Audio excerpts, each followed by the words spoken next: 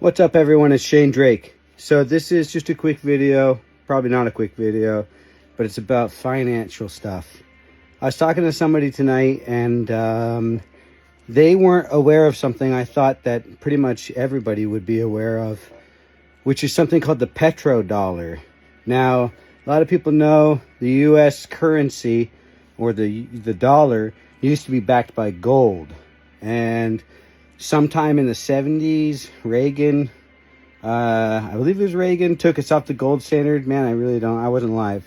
So, and we got moved to what's called the petrodollar, which means that we made a deal with Saudi Arabia saying that we would protect them. We would protect their oil reserves in exchange for them buying solely our oil, or oil using US dollars, so to speak. Sorry.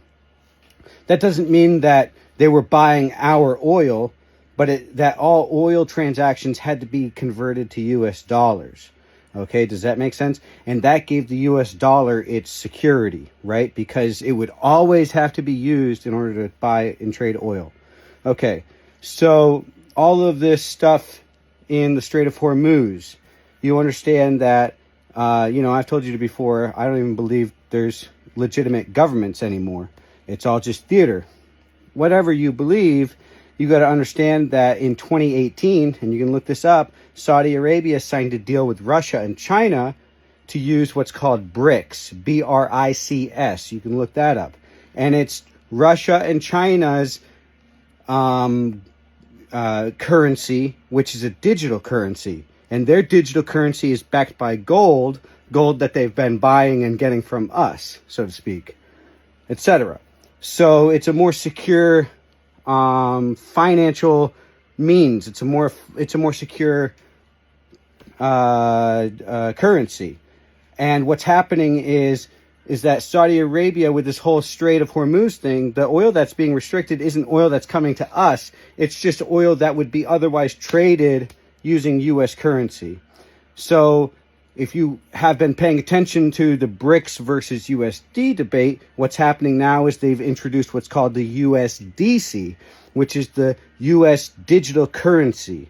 And you need to understand that from my perspective, and from a lot of people's perspective, if you take the larger picture window, the larger overview on this, is that they're moving us away from physical currency, and they're going to start pushing this digital currency, because in the next couple of months, the next year, you're going to see a massive run up on the dollar, where anything external, anything that could otherwise, basically the US dollar is going to be highly devalued in comparison to all these other countries that use BRICS, okay?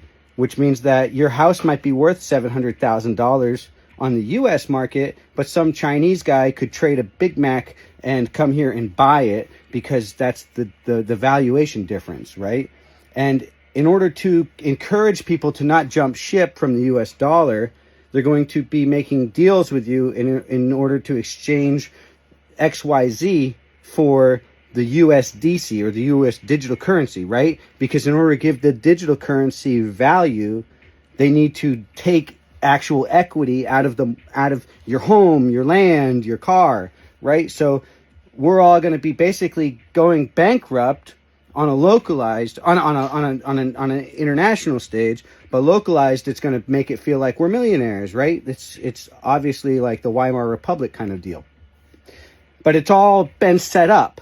All of this has been set up. It's all theater, so that they can push us to these eventual goals. Because if you haven't noticed otherwise, they've been talking an awful lot about men in the women's bathroom. They've been talking about voter ID. They're talking about taking the internet away from children. They're talking about using an ID online to verify yourself before going onto the internet.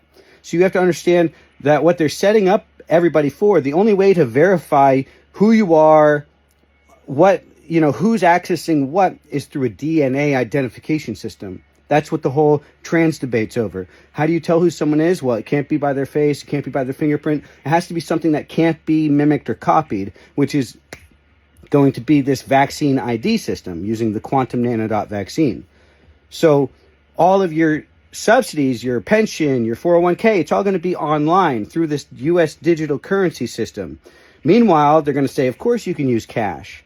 Of course you can use cash. But what's going to be happening on the back room is that the cash, because it's so valuable, it's more valuable than what they're actually letting you use it for and purchase for. It's going to be siphoned out of the economy by people, you know? You know what I mean? It's not going to be around for long. There's going to be a limited amount of cash, and they're not going to make any more of it.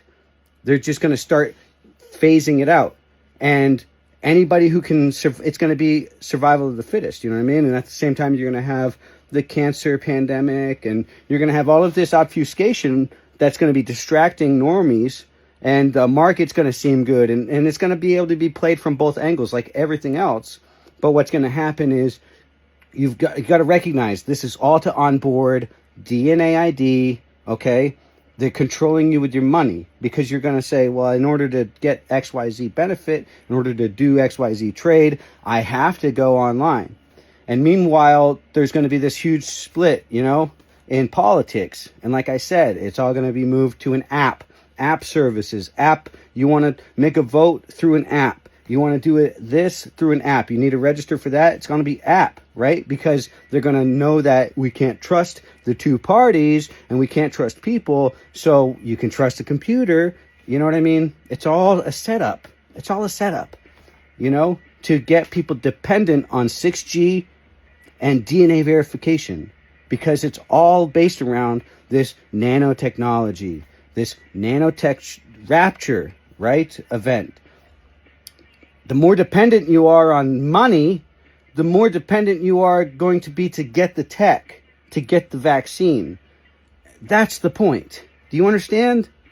And all of this is going to be happening while we're moving towards this pole shift. And it's the huge diversion. It's a huge diversion, right? Because they've got your survival wrapped up in an easy package, and all you have to do is get an injection, right? But really what it is karmic death. It's a karmic sacrifice on their behalf, right? Because you either got to accept it or you don't. They said, if you don't accept it, well, go live in the woods like animals, right? Because that's what they think of us. And people think this is all crazy. Lots of people laugh at me. I'll play the fool all day. But until someone can prove to me that this isn't right in our faces and true, then, you know, I'm going to keep screaming from the mountaintop. Anyways, peace out. Don't know what else to say.